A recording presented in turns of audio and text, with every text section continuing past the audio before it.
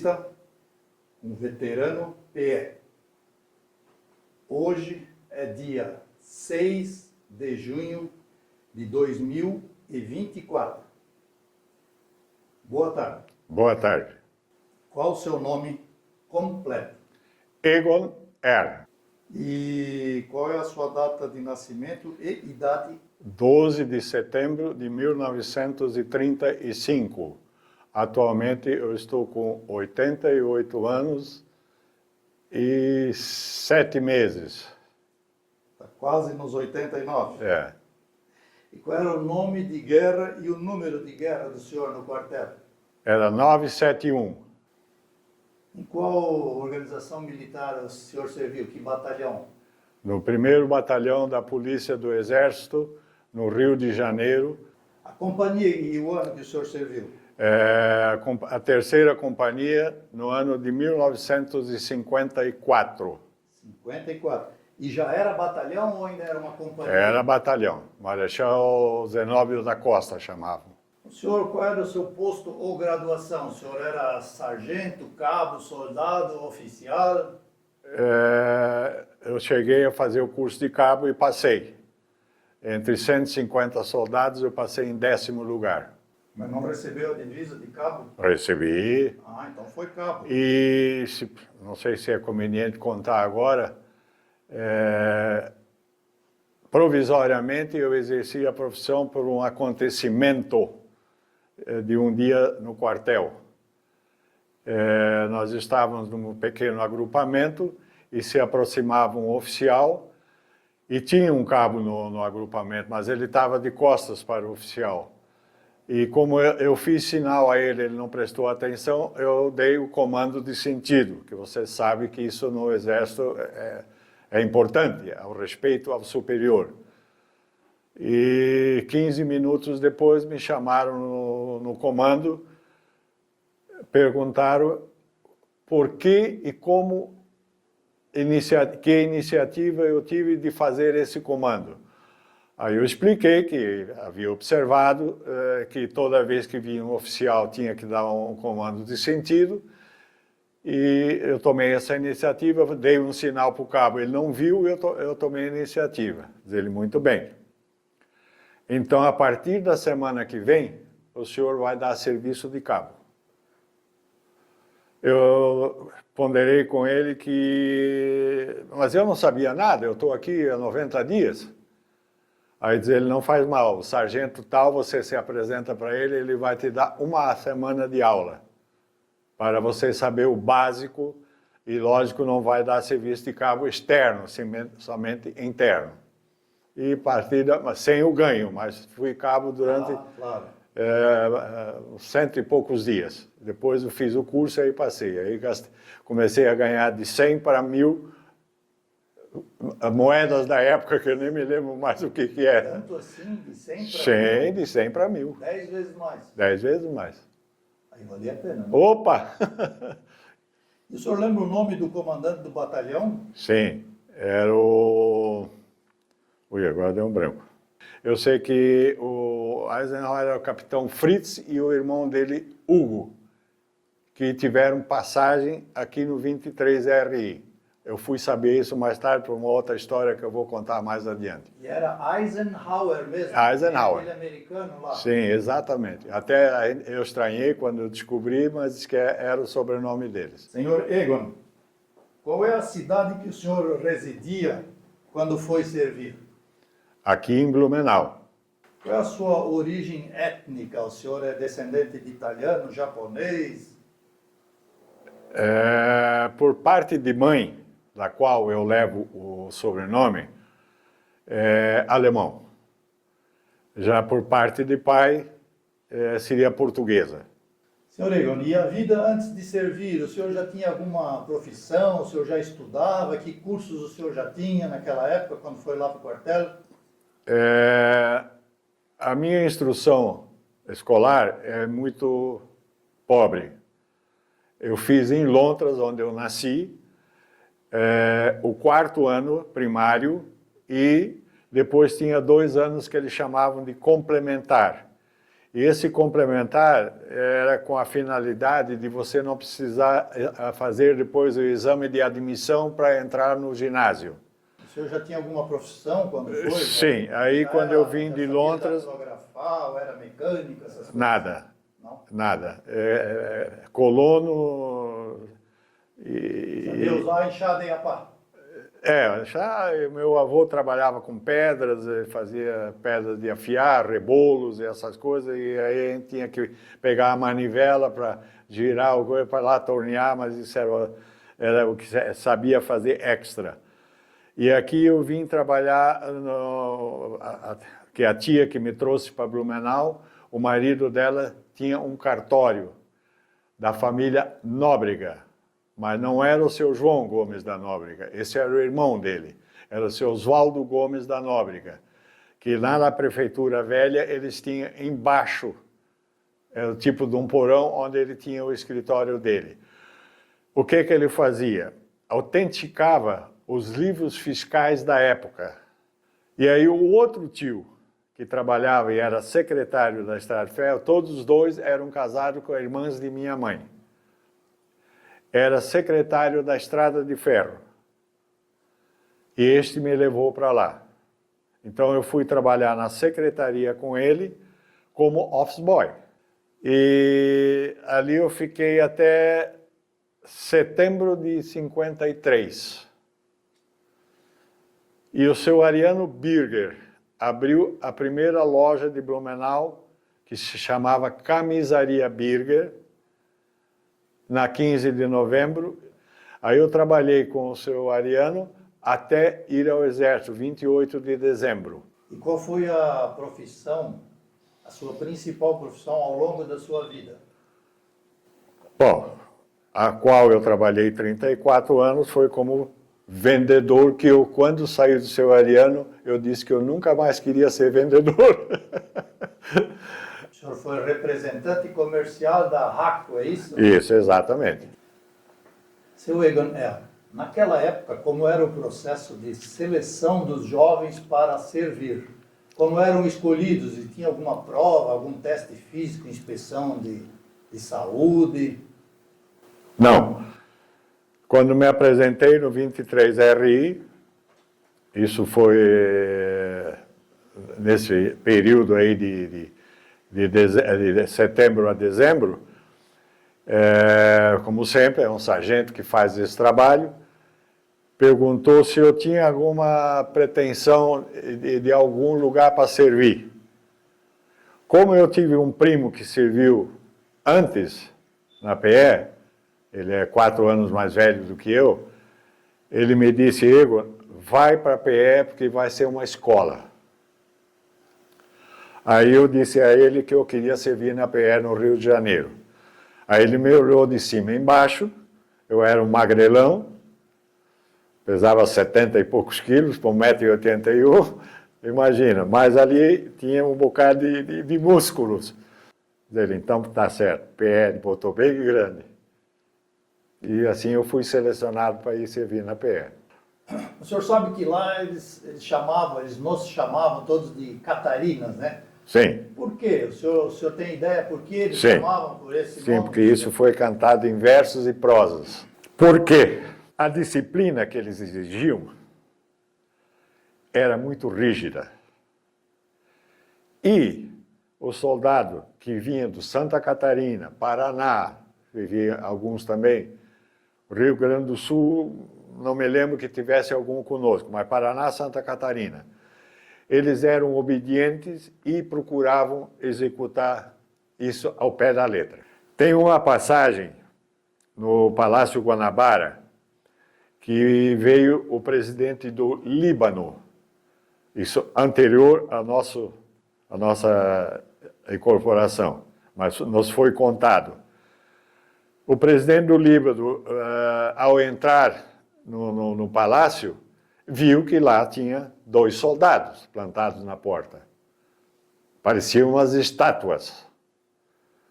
Aí ele chegou lá dentro, perguntou ao oficial que estava levando ele se ele podia contar com a segurança dele aqui, porque ele era presidente, o nome dele era Chamou eu não sei como é que, assim ele pronunciava-se, né? Era presidente do Líbano. Aí ele disse, não, nós hospedamos aqui já outros presidentes e não houve problema. Mas ele não acreditou e lá pelas tantas ele saiu pelos fundos do palácio, chegou na frente, quis entrar. O soldado não deixou. Não, mas eu sou o presidente. Não, então o senhor chama alguém que vem identificar. Ele, muito obrigado, deu a volta e voltou por trás. E por isso veio aí veio o apelido de Catarina, que era Caxias, como eles diziam. O que o jovem Egon Ehren esperava do serviço militar obrigatório? Acreditava que seria bom para a formação, para a saúde, queria uma nova experiência de vida, ou só queria sair de casa, conhecer a capital da República? O que tu esperasse com isso? Eu vou para servir na PE, por quê? Para dizer bem a verdade, época de adolescente, eu via alguns desfiles militares aqui em Blumenau e aquilo me fascinava. Entende? E eu sempre digo, puxa, isso deve ser bom. Todos garbosos, todos, né? Aquele perfil. Alinhados e coisas. Tu não via um batido de pé diferente, era todos ao mesmo tempo. Eu digo, isso deve ser muito treino. Seu Egon Ehren, quantos dias levou a viagem até o quartel? Como foi a viagem? Vocês foram de avião, ônibus, trem? Foi tranquilo? Comiam bem, dormiam bem na viagem? Como é que foi essa história? A viagem foi interessante. Saímos daqui de Blumenau, dia 31 de dezembro, de manhã, com os caminhões o transporte do Exército, até Joinville, e ficamos alojados lá no quartel de Joinville. Não me lembro mais o que eles... É infantaria também, né? Não me lembro mais. Lá no quartel. Poucos soldados também tinham, mas tinham lá alguns. Só para ainda pegar a nova turma. E ficamos alojados. Passamos lá as acomodações que nos ofereceram, que também não era ruim, mas era a cama do soldado. E no dia seguinte, então, aí houve diversas conversas, isso e aquilo, divisão em grupos, para nós viajarmos de trem para São Paulo. Trem Maria Fumaça.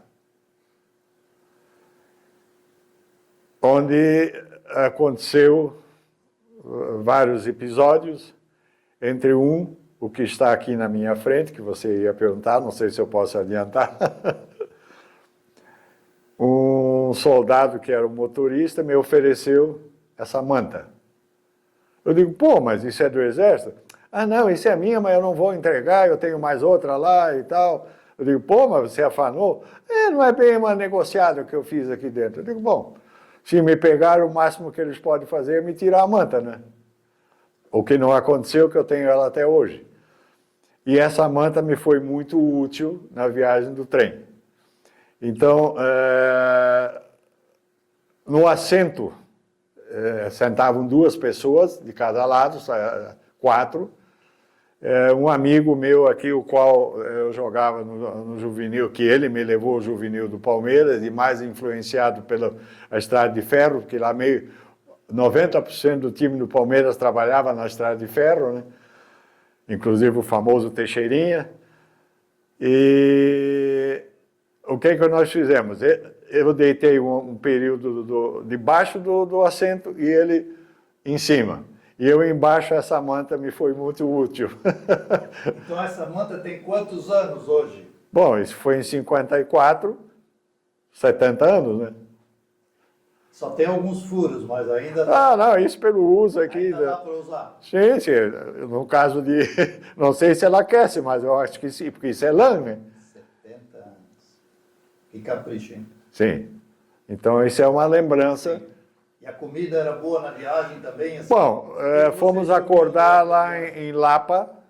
Na Lapa? Na Lapa, no Paraná.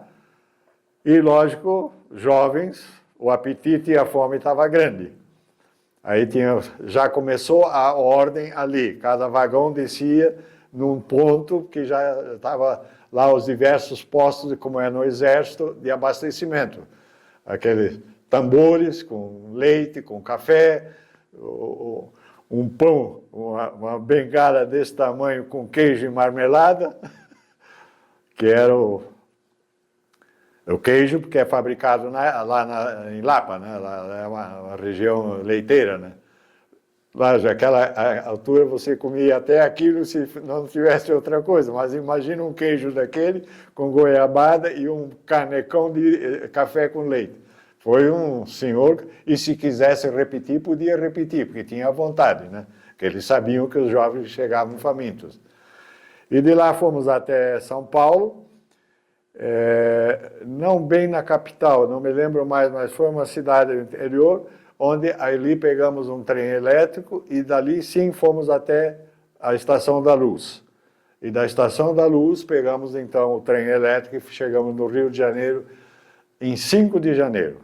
E quantos dias levou essa viagem? Dia 1º ao dia 5, chegamos lá às 3 horas da tarde. E como foi essa chegada lá no quartel? Não, eu vou contar, vou chegar a contar a chegada para ir em cima do choque. Aqui na saída, pegamos uma baita de uma trovoada. Ao embarcar em cima do choque, tu sabe que não tem volta, né? Vai em frente, né? Muitos colegas, as malas deles eram de papelão. Imagina o que aconteceu. No fim, eles estavam com a roupa na mão, porque a mala desmanchou. Eu tive sorte que eu tinha uma malazinha que até muitos anos depois me serviu como instrumento para botar mostruários. Era uma malinha bem resistente. Bom, chegando lá na PE, um mundo totalmente diferente. Um ambiente totalmente diferente. Mas eu não esperava outra coisa.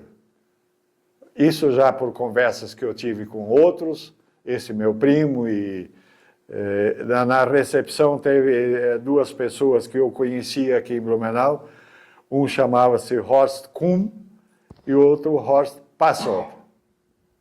E eles me conheciam aqui de Blumenau, o Kuhn, por causa do ônibus, que eu andava com o ônibus dele, né? Ele era motorista. E o Passow está aí pelas andanças, que era o forte dele. E já vieram me dar conselhos, isso e aquilo. Entre esses conselhos, amanhã ou depois vai aparecer aqui o general Zenóbio da Costa, que ele ainda estava no comando. Ele era o ministro da guerra ainda. O senhor conheceu então o Zenóbio? Sim, sim. Um cidadão 1,60 m no máximo. Entroncadinho, nortista, todo o aspecto. Presta atenção, vocês têm que ficar tudo em sentido. Fica firme, que ele resolve um ou outro enfiar o dedo na barriga. Se curvar, está fora. Vai para o batalhão de guarda. Quando ele chegou em mim, ele meteu o dedo, o cara quebrou o dedo. Eu fiquei tenso. Era só músculo, né? Ele olhou para cima, olhou... Atleta, né? Jogador de futebol. Sim, futebol e tal. Então foi assim o lance que eu me senti já ali orgulhoso, né? O período inicial de instrução, o treinamento, quarentena, foi de quanto tempo vocês tiveram naquele período ali? Foi Olha, 2, 3 meses? Poucos soldados veteranos que tinha, eles parece que aceleraram. Em 30 dias nós estávamos aptos a dar serviço, externo como interno. E eram quantos soldados dentro do batalhão, o senhor lembra? Era 100, 200, 300? Ah, não, era mais. Sim. Uma companhia, na época, cada companhia tinha uns 200, não vou botar 300, 200. Mas mesmo assim, é um contingente grande. Tinha acomodação depois para tudo, né? Tinha só 3 companhias. 4, a CCS. Ah, mais a CCS. A Companhia Comando de Serviço, né? E quais eram as principais instruções que o senhor tinha lá? Cursos ministrados, tinha curso de polícia, manuseio de armas, Sim. o uso, montagem e desmontagem de armas, policiamento, patrulha Trânsito, escolta e guarda, autoridade... Tudo isso fazia parte. E o senhor falou também que tinha, então, era defesa pessoal, luta, né? Sim, era uma das... inclusive, boxe. E cacetete, tiveram instrução de como usar o cacetete? Principalmente o cacetete. Principalmente. Porque... Aprendeu aonde bater para não quebrar o osso, para só... E bater com força. Isso era um detalhe. O cacetete era de borracha, molinho? Sim, aquele branco. Ou era de jacarandá? Não, era aquele branco flexível. Flexível. Por que o branco flexível? O preto era rígido. Ele tinha certa flexibilidade, mas muito pouco. Então, ele podia facilmente quebrar um osso.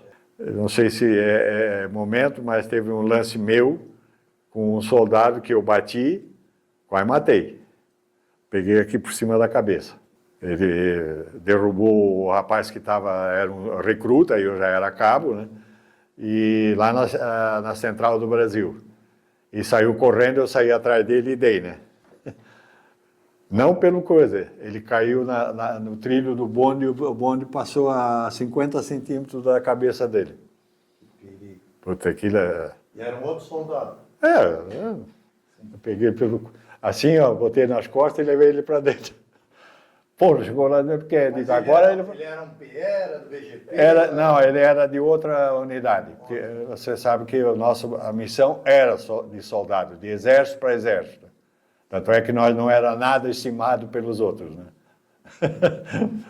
Eles odiavam. Odiavam, não era nada... Claro, porque prendia, né? Sim.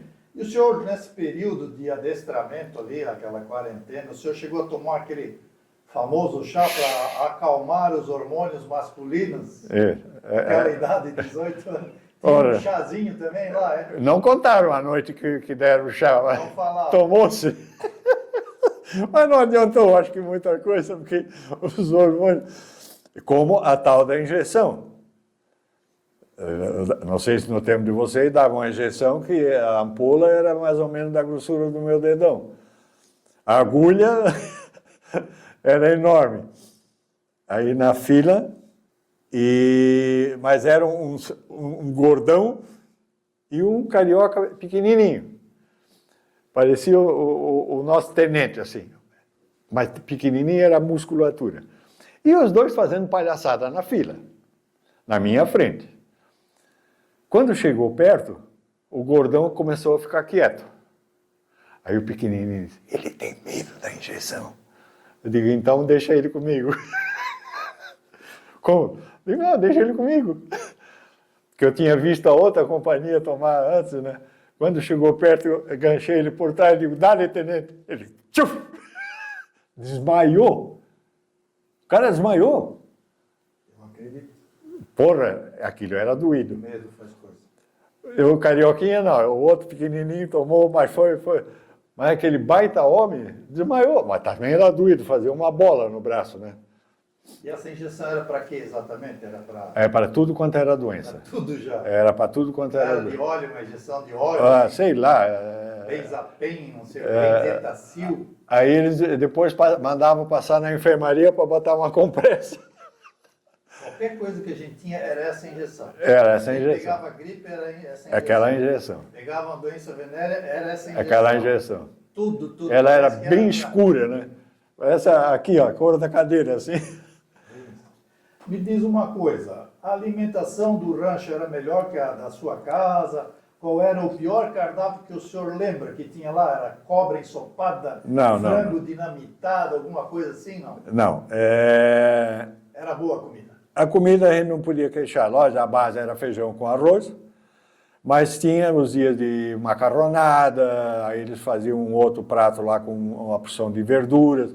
Eu que nunca fui ruim de boca, isso porque na colônia você come o que tem e não o que quer, nunca tive problema, com exceção de um molho que botavam no macarrão, à base de pimentão, mas enchiam de pimentão. Puta, aquele gosto forte. Eu procurava pegar, ou dizia para o cara que estava assim, pega lá embaixo, mas não adiantava. Mas tinha que comer, não tinha outro.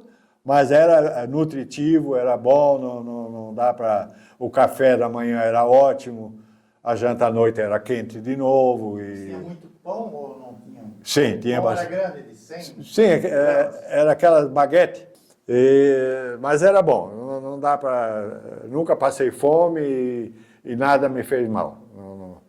Poucos. O uniforme, era que tipo era? Tinha coberturas? A cobertura era de que tipo? Bibico, boneco, gandola, coturno? Ou era Sim, tinha a de instrução. Era aquela base, tá? Com coturno, base, tudo de uma cor só. Era para instrução ou da guarda interna, era usada. Aí depois tinha a de passeio. E de passeio tinha a gala.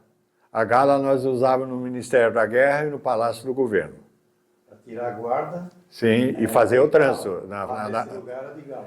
Esse trânsito na Getúlio Vargas, na entrada do Ministério da Guerra, era brabo.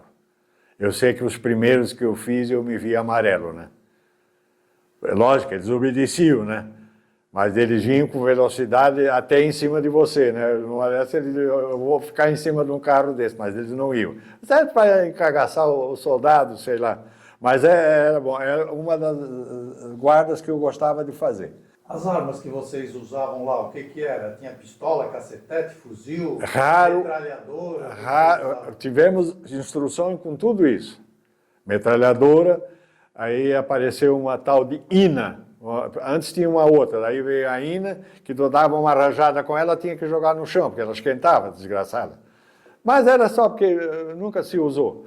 O Colt 45, em determinados momentos, nós podíamos levar. Ou aonde dar a guarda, no Palácio do Governo, do presidente, íamos armados. E o Colt era uma pistola ou era um revólver? A pistola? A 45, não conhecesse? Era da PE, aquela. Eu acho que era a arma oficial. Mas essa aí tinha 9 tiros também, embaixo. Tanto é que você levava uma na arma e uma aqui de reserva. Depende do que você ia fazer. Depende do que você ia fazer. Mas normalmente era o cacetete. Fuzil também tinha algum fuzil? Tinha um fuzil. Mosquefala? Era um mosquefala? Não. Tipo do mosquetão? Não, era um... INA era a metralhadora. Era um fuzil 32, se não me engano. E a vida dentro do quartel, seu Egon Ean?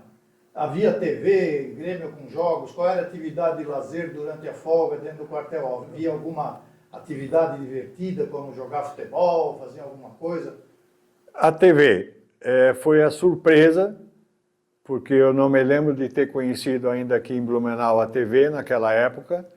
Chegamos lá, tinha TV, lógico, preto e branco.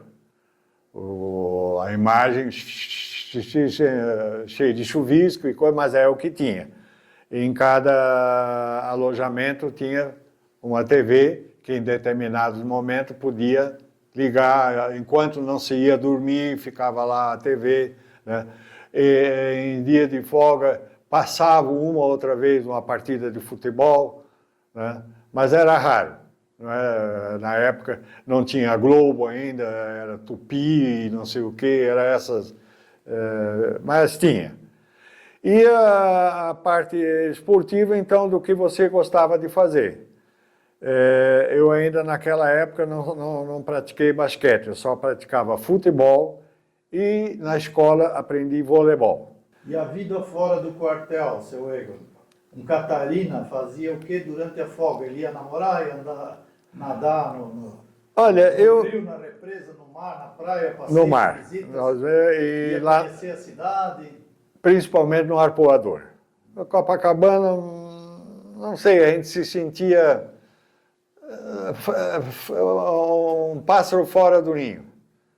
E arpoador não, era aquele cantinho ali, e tinha aquelas pedras lá, você botava a tua roupa, um ficava de olho, e mesmo assim me roubaram lá uma vez, roubaram meu sapato.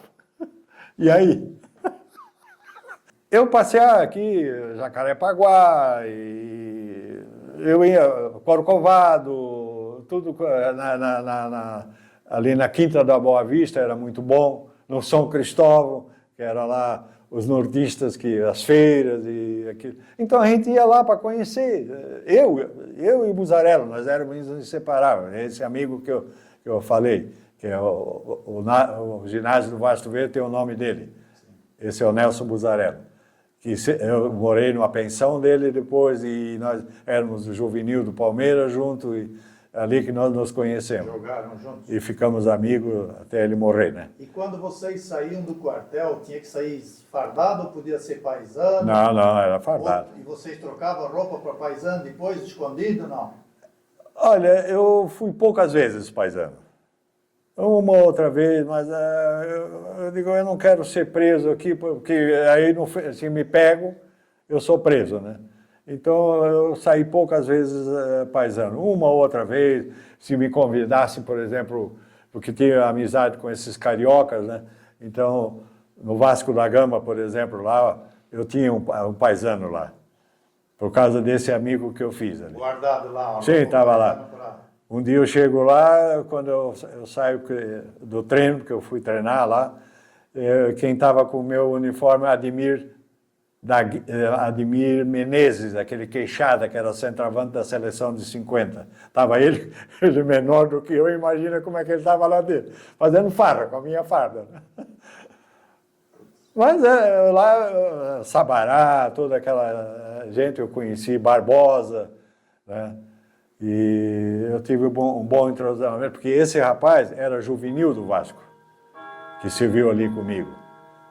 Teve outros, o Julião, que era goleiro do América, o Amaury, mas tudo juvenil.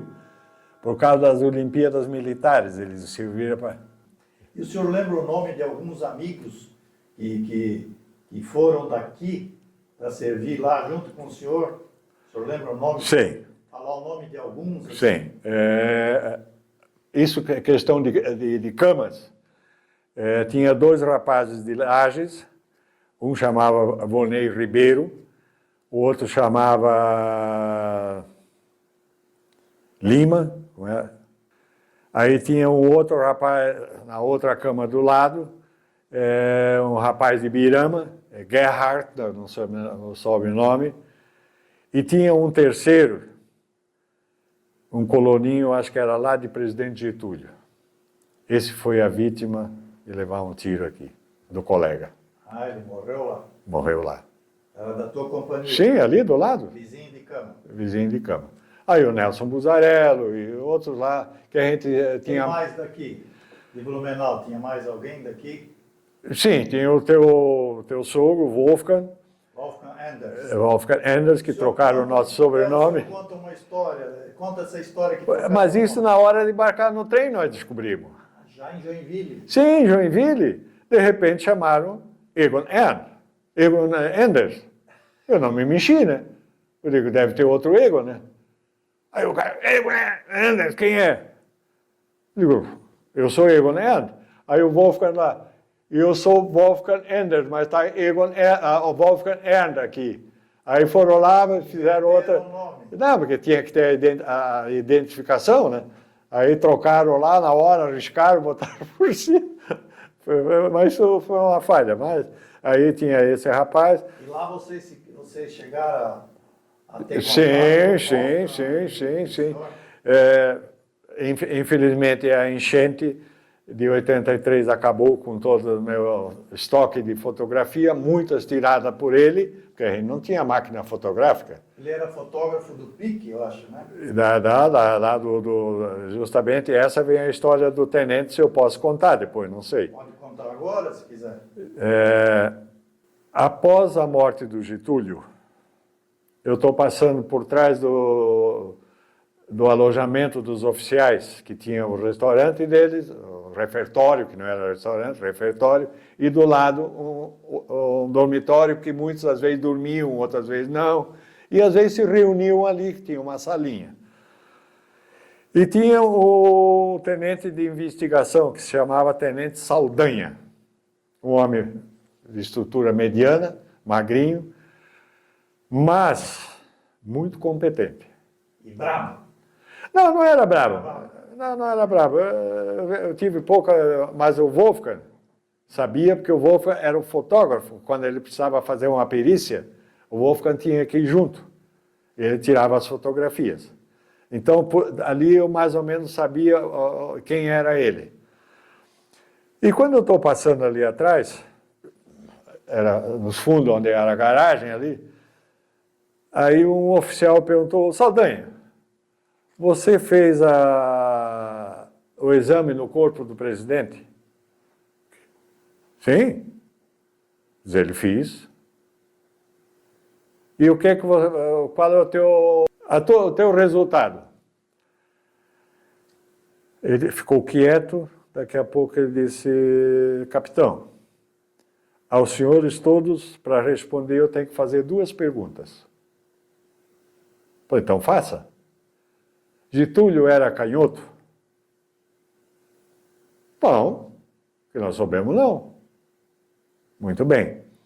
Então eu queria que os senhores me explicassem como é que uma pessoa se suicida dando um tiro no coração de baixo para cima com a mão direita. Porque com a esquerda, se ele não é canhoto, ele não vai conseguir dar. E não tem um restício de pólvora.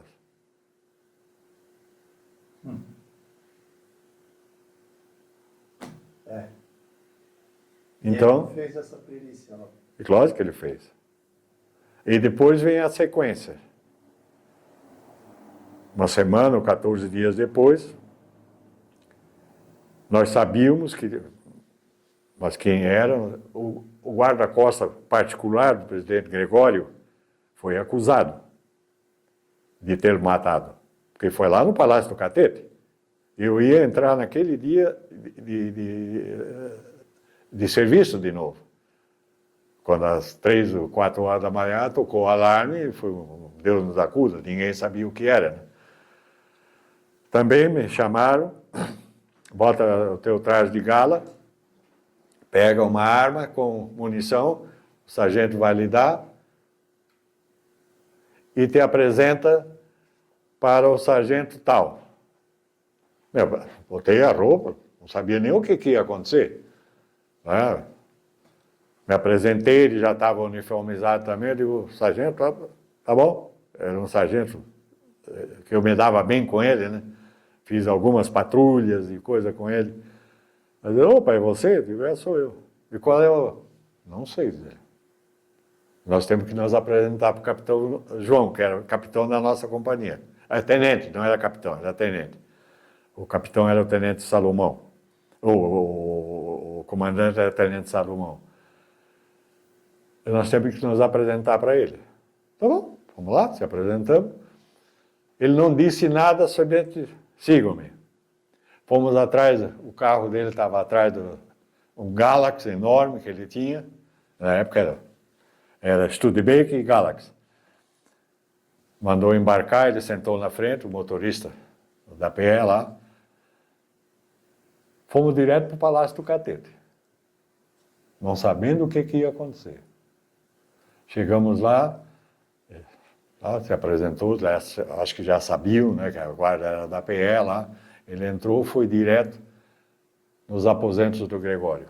Ele tinha um aposento onde ele morava com a mulher,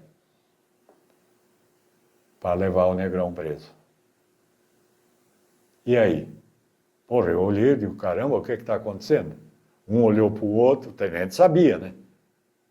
Aí embarcamos no carro para levar ele para o Galeão, lá para a base aérea, que lá ele seria entrevistado e ia ficar preso lá. Isso a gente descobriu depois, né? Mas lá pelas tantas, nós estávamos num determinado, ele se vira, ele era baixinho, mas era entroncado, era forte, ele se virou assim no assento. O Gregório aí veio sentado no meio de nós dois aqui atrás. Um do lado, o sargento do lado, eu aqui. Gregório, que história é essa aí que estão te acusando? O que é que você me conta disso? Aí ele baixou a cabeça e disse: antes tivessem me matado. E não falou mais nada. O tenente também virou, nós ficamos quietos, entregamos ele lá, tanto é que ele depois foi absolvido. Então, essa história de suicídio nunca foi esclarecida. E a comunicação naquele tempo com os familiares era pelo celular, e-mail, WhatsApp, Carta. telex, telégrafo, carta, telefone fixo? Carta e nada mais. Só carta. Só, não tinha outra coisa. E era bem rápido essa carta, chegava rápido. Sim, não demorava muito. Não demorava muito. No dia do meu aniversário, eu sou chamado na portaria. Cheguei lá, o que é? Aqui tem uma caixa para você. Corpo da guarda. O corpo da guarda.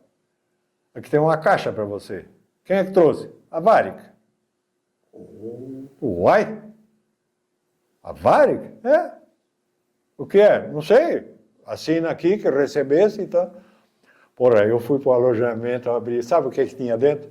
Um frango assado e um vinho tinto. Mentira. Coisa boa. Olha, eu chorei. Meu Deus. E como um amigão era o Nelson Buzarello, eu digo, você vai ficar... Dividiu com ele. Não, mas ele tinha uma missão de pegar 2 bengalonas lá na cozinha. Lógico que nós não íamos almoçar aquele dia, né? Porque isso foi de manhã, chegou de manhã lá. E foi nosso almoço. Aí fomos lá atrás na oficina, escondido num caminhão, nós dois lá abrimos os nossos canecos e tomamos vinho. Oh, foi o banquete da minha vida. E as missões? O senhor lembra quais foram as missões que mais marcaram durante o serviço militar? Foram patrulhas, guardas de autoridades do presidente, missões no Araguaia, o Guerreiro? Não. A nossa... Houve algum controle de distúrbio? O que o senhor lembra assim das teve várias coisas. A patrulha mais difícil era no Mangue, na zona. Lá era bravo. Fechava o tempo lá? Não é que fechava. Os soldados lá estavam embriagados. Sim. E tu sabe que o cara embriagado... Teve um lance que esse... Laerte Lima era o nome do rapaz, agora me lembrei. Conta esse. Era um canhoteiro. Foi criado com uma arma na mão. Atirava que era um bicho com aquela esquerda. Eu estou vindo com ele, o sargento foi sozinho, nós estávamos eu com ele e o sargento com o outro, mas o outro correu atrás do outro soldado e o sargento pegou um e foi revistar. Aquela perna aberta e tal, com a mão aqui em cima, está revistando. O outro que tinha fugido entrou pelo outro, com a faca ia dando o golpe nas costas do sargento. O Laerte não teve dúvida, ele sacou a arma e... A arma voou longe, a mão do cara ficou em pedaço. Ele atirava que era um demônio. A alvo era só mosca. Tanto na arma... Acertou na mão que tinha a faca. A faca, o cara estava levando a mão e pegou aqui assim, mas arrebentou, foi tudo pro medalhão. Foi bom, né? Esse perdeu a mão. Então, ali sempre a gente ia com muito receio e de olho aberto. Depois tinha umas patrulhas que a gente fazia lá para Magé, porque lá sempre tinha futebol, e ia muito soldado para lá. Então a gente ia para lá, mas ali era tranquilo. Na volta, numa ocasião, na Leopoldina, evidente, não era Central, era Leopoldina, tinha uma senhora, o trem lotado, nós em pé, soldado, não podia sentar de maneira nenhuma, né? Mesmo que quisesse, se tivesse lugar, ok, senão não podia, né? Eu vejo um camarada metendo a mão na bolsa de uma senhora, para roubar. Eu fui por trás dele assim, ele nem percebeu, ele tirou a carteira, eu peguei o braço dele e digo, ou tu bota de volta, eu quebro o teu braço. Ele me olhou, então solta o braço. E não tenta fugir, eu disse para ele. Isso era no ônibus? Hã? Do trem! Ah, No trem. Aí ele pegou, botou de volta. Eu digo, eu vou ficar de olho em ti, hein? Isso assim, e o outro era gostoso. Eu fui durante 15 dias no Palácio Rio Negro, em Petrópolis, que o Getúlio passava o verão lá. Lá era muito bom, porque você só fazia o teu serviço de guarda de quartel. De noite você estava livre. Às vezes podia dar uma volta ali pelo centro e tal, ficava uma turma lá, porque não podia sair todo mundo, né? Enfim, era muito gostoso. Foram 15 dias de férias. E foi bom. E depois... Expulsão, o senhor lembra de alguma expulsão? Houve expulsão no Sim. seu ano lá? Como eu te falei, houve 3. Ah, foram 3? Foram 3. Foram que era a história do Giló, se bem que isso foi contado depois, após o acontecimento. Como é que é essa história do Giló? O Giló, vamos contar a história como anedota, mas o expulso foi por causa disso.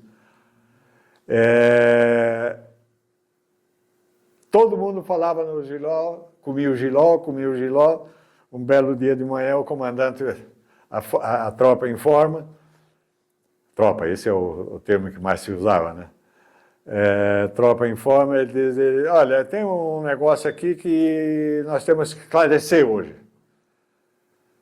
E eu quero saber quem comeu Giló. Dê um passo à frente. O batalhão todo.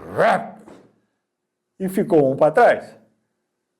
Aí diz ele, e você não comeu Giló? E esse amigo, que aliás era também um moço aqui do interior, infelizmente andou lá e descobriram e botaram ele para fora. Isso não era... A expulsão era muito triste, porque eles tiravam, deixavam o cara só de cueca e entregavam para a polícia civil. No caso dele, não a polícia, porque não era caso de polícia. Botaram ele no fogão, levaram para fora, aí o soldado que levou disse que botou a roupa dele e mandaram ele de volta, né? O quartel não tinha visto. O outro por roubo. Ele abriu os armários que tinha a sua fechadura, mas aí não confiava, aí botavam uma tranca grande e botavam um cadeado pardo, que na época era o de mais seguro que tinha. E o cara com o tamanco dele, ele batia, abria e roubava. Roubava aquele dinheiro, às vezes bobagem, meias, cuecas e essas coisas assim. Foi descoberto, também foi expulso. E ele ensinou a abrir o cadeado com tamanco? Não, ele teve que mostrar como é que ele abria. E aí o sargento, que era da nossa companhia, acompanhou, né? E nos contou depois. Eu digo, porra, agora todo mundo vai abrir o cadeado. Diz ele, que tentem para ver. E o outro foi por causa chamava Luiz Navarro Stotz, mas ele tinha um primeiro nome. Era sobrinho de um advogado aqui de Blumenau, Dr. Luiz Stotz, que era um dos grandes advogados de Blumenau, mas ele era de Rio do Sul. E nós tínhamos, como nós falamos antes aqui em particular, uma rixa com o pessoal da Marinha, os fuzileiros. E lá nos fundos, na Praia do Flamengo, tinha uma guarita bem na esquina, onde ficava um soldado dentro da guarita, mas não tinha acesso de fora. E os soldados lá, os fuzileiros navais, começaram a provocar ele, isso e aquilo. Não devia ter feito, mas fez e pegou, botou o carregador, porque você tinha arma, mas não podia estar com ela carregada. Ele botou, por uma emergência, aí voltou e nós sentávamos num banco arredondado, assim, um do lado do outro, tirando a parte da farda e coisa, porque aí ia descansar e ia outro para lá, né? Ele pega aquela arma, tira o carregador, mas se esqueceu que botou uma bala no cano. E disparou aqui do lado e pegou a coluna do rapaz. O rapaz morreu seco. Eu visitei ele no hospital. E esse foi expulso também? Esse foi expulso. Expulso e levado para a Ilha das Cobras. Eu fui visitá-lo lá. Pô, nós éramos ali do grupo ali. A Ilha das Cobras era uma cadeia? Puta, Presídio? aquela... Mais bandido não podia existir. Para ir lá eu tive que, não sei, passar com quantas licenças. E as brigas? O senhor falou aí com a Marinha? Tinha... Não, mas aí houve lá um outro lance, que um dia na praça deu uma briga e o fuzileiro estava levando a pior, foi fugir, foi correr lá para dentro do cinema, Odeão, que era o nome do cinema, e na entrada você entrava pelos lados, né? Entrava aqui, pagava o teu ingresso e entrava. E lá dentro tinha um espelho, ele veio correndo e deu de cara no espelho, quebrou aqui, se cortou todo, né? Mas isso era comum, essas brigas? Não. Ah, da BGP, Eles mais pegavam nós lá fora. Quando eles podiam pegar um pé lá fora, e quando vinha aqui, então o pau comia, né? Então, era por causa das mulheres lá, né? Ah, por causa das moças. O motivo era que eles vinham namorar com ela e o pessoal daqui, os catarinos, não queriam. Então existia essa rixa lá. Sim, existia essa rixa, mas era só, fora disso não. E alteração? O senhor teve alguma alteração, detenção, foi preso? Sim. Durante o serviço militar? A história foi justamente, tinha um grupo de soldados que ia fazer o exame médico lá no Hospital Central, no HCE. O comandante me chama e diz, bota o teu uniforme de passeio e vai levar essa turma lá no HCE. A companhia de prontidão, porque foi após a morte do Getúlio. A companhia de prontidão, não estava de serviço, estava de prontidão. Muito bem. Me deram o permisso para sair e tal, que eu tive que apresentar, levando a turma no choque. Voltamos, já era quase 7 horas da noite. Pô, eu chego lá, justamente o macarrão com aquele molho de tomate, que era a única coisa que eu não gostava. Meu Deus do céu. Como eu era cabo e tinha meu dinheiro, eu digo, eu vou lá na frente no Português e vou com um baita de um filé, botava arroz, botava um feijão, botava lá um ovo. Era um prato feito para PE mesmo, né? E comecei a comer e tal. Veio outro soldado, começamos a bater um papo. Quando toca o toque de recolher, eu digo, meu Deus do céu, você tinha que estar lá dentro. Saí disparado. Eu digo, Português, eu te pago amanhã. Não, eu pago amanhã. O outro diz, não, deixa que eu pago para ele. E saí disparado, mas cheguei atrasado. Cheguei, apresentei o permisso, mas está fora do horário. Me deram 7 dias de detenção por causa disso. Por isso eu digo, a disciplina era bárbara. Era rígido mesmo. Era bravo. Não é que nem hoje. Hoje é mais tranquilo. Não, você vê, não deu 5 minutos eu cruzar a rua, porque era na esquina, fazia a rua aqui, era aqui, onde entrava era aqui. É que o cabo tinha que dar mais exemplo ainda, né? Imagina. Exatamente. E me diz uma coisa, o que representou na sua vida ter servido na PE? Ajudou, atrapalhou, foi válida a experiência? O senhor recomenda a todos? Sim, não hoje, porque eu acho que hoje não é mais a mesma coisa. Mas naquela época, você, em primeiro lugar, disciplina. Segundo, respeito. Você não chamava um superior jamais pelo primeiro nome, a não ser que citasse a graduação dele. Por exemplo, Jairo, sargento Jairo. Não podia chamar capitão Salomão, coronel fulano de tal, Azugui, que era o vice-presidente, vice-comandante do batalhão e vice-presidente do Vasco da Gama na parte de esporte. Por isso eu parei lá no Vasco e fui treinar lá. E pelo coronel, né? E o coronel foi posto por ele lá, né? O coronel não era coronel, era Antônio Evanil da Silva. Era de Barra Mansa. E o senhor voltou para o quartel depois Muitos anos depois. Voltou quando para lá? Aquela foto ali, que o André está em cima, ele devia ser um moleque de 10, 12 anos. Eu já era casado, casei em 59, 12 anos, era perto de 70, anos 70, por aí. A decepção foi grande.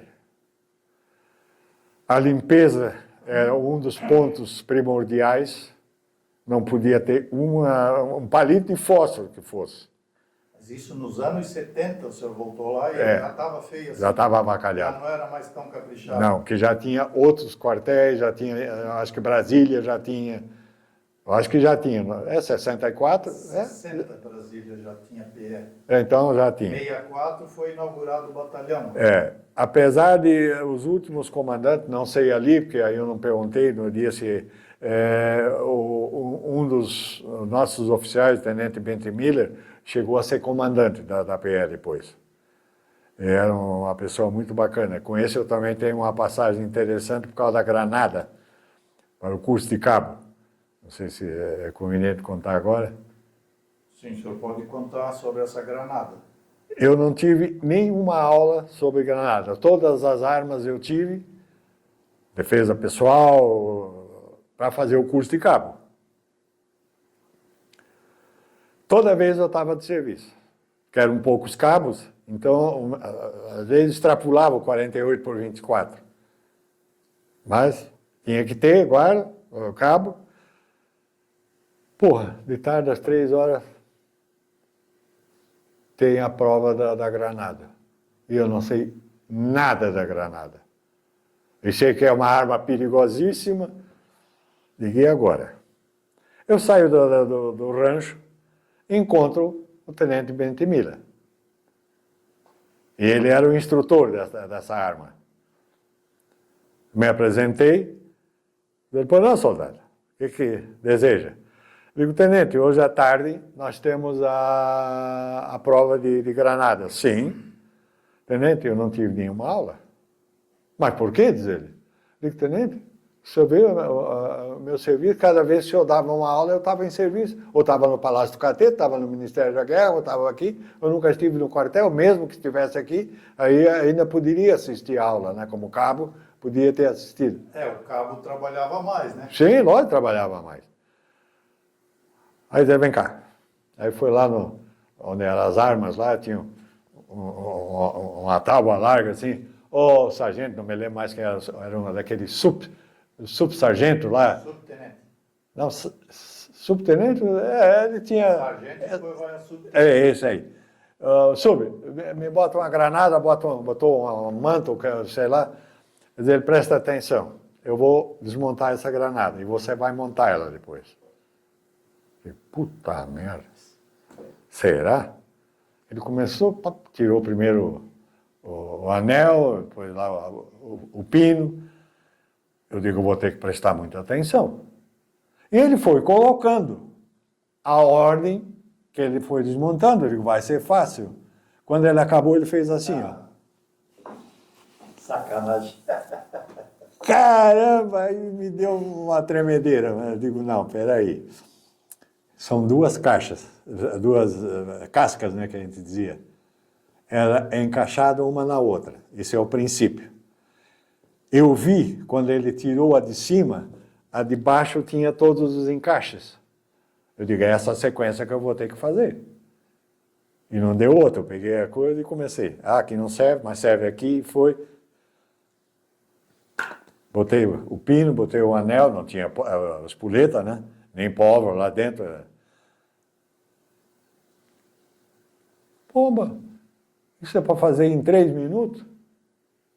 Você fez em menos de 2? Eu digo, não precisa nem fazer a prova hoje à tarde, está aprovado. Não fiz a prova. Prestei atenção, né? Prestei atenção. E o senhor lembra até hoje como se monta uma granada? Se me botar uma aqui, eu sou capaz de montar ela de novo. É incrível, né? A memória muito boa. Sou capaz de montar ela. Com quase 89 anos. Isso aí é muito bonito. Muito bem, para terminar agora, eu queria perguntar para o senhor se tem mais alguma coisa que não foi dita, que o senhor gostaria de mencionar. O senhor lembra de mais alguma coisa, mais alguma história, sobre algum amigo, alguma coisa? O senhor pode falar agora. Sim.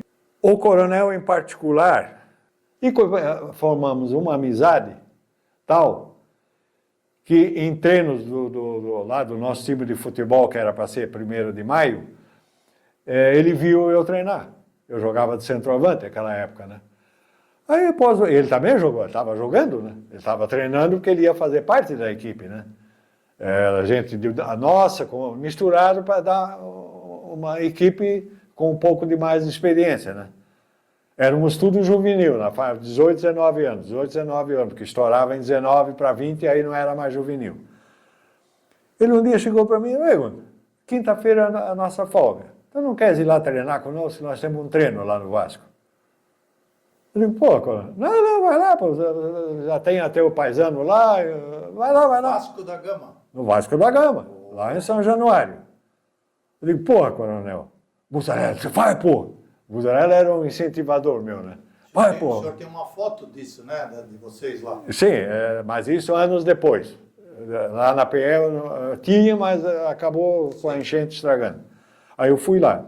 Fui tão feliz que fiz 3 gols no treino. Era bom de bola? Não, eu tinha um pique, botaram a bola em profundidade, eu fui lá e meti. Contra o time titular, ele jogando lá na lateral esquerda, né? Eu aqui no time, tinha outros lá em experiência, fiz aquele gol. Aí daqui a pouco tinha um escurinho assim, cruzou uma bola, eu fui lá em cima, eu saltava muito. Isso para meter a cabeça ali em cima, para mim era brincadeira, né? Eu saltei lá e tum, enfiei. Boa, Baltazar! Ele gritou lá com o meu adversário. Boa, Baltazar! Não sei o que. Porra, tu joga mais do que lá? Eu digo, porra, no meio de uns craques desses como aqui, você tem que jogar bem. Bom, fomos para o segundo tempo, nós estávamos ganhando de 2-0. Eles fizeram 2-1, fizeram 2-2, fizeram 3-3. Lá pelas tantas, um cara de trás, um apoiador, deu um chute, o cara resbalou, ela veio por cima de mim, eu virei no ar, de bicicleta lá no ângulo. Eu próprio não acreditei, né? Eu próprio não acreditei. Estava inspirado naquele dia. Porra, empatamos o treino. O técnico acabou, o senhor Eduardo Pellegrino, que era o técnico, veio falar comigo. Pô, rapaz, de onde é que você joga futebol? Eu digo, lá em Santa Catarina, num time assim, juvenil. Pô, mas vem treinar, você vai poder ficar aqui no Rio, não sei o quê. Eu digo, tá bom, vou ver. Faltou incentivo, eu não fui mais. O coronel ali foi, eles fizeram um expressinho da vitória, chamava. Aí o Barbosa estava voltando de uma contusão, fulano, juvenil, alguns jogadores veteranos, e foram excursionar pelo Brasil afora. Voltaram invicto, um baita de um time. E se o coronel estivesse lá, ele teria me forçado a ir de novo. Aí voltou e acabou eu não ficando. Mas eu teria a chance de, ao menos, fazer mais alguns treinos após a baixa, né? Porque dinheiro para pagar a minha passagem de volta eu teria, né? O Vasco perdeu um grande jogador. Nunca se sabe, né? Muito bem. O senhor poderia mostrar esse certificado de reservista? Isso aqui está muito judiado. Sim, eu depois vou levar e vou colocar nesse vídeo, eu vou fazer uma cópia. Sim. E daí eu vou botar aqui no vídeo, tá? Sim. Eu gostaria também que o senhor mostrasse essa manta que tem aí. O senhor podia tirar, mostrar os furos da manta? A manta tá. A manta tem 70 anos, gente. Aqui, ó. Olha só. Isso porque ela foi usada como apoio para minha mulher passar roupa em cima. E então você vê que ela leva calor a toda hora, apesar dela ser quente, né? Não está nem queimada. Não, isso aqui é algum bichinho que talvez furou, né? Muito bem. E tá. E como... Cabo Egon Ear, Diga. o senhor autoriza a publicação desta entrevista no canal do YouTube do GPEB? Autorizo. É uma honra poder participar disso. Muito bem. Cabo Ear, muito obrigado. Agradecemos então essa entrevista. Isso foi uma aula de história do Exército, da Polícia do Exército. Aqui eu passei. Uma vez pé? Sempre pé.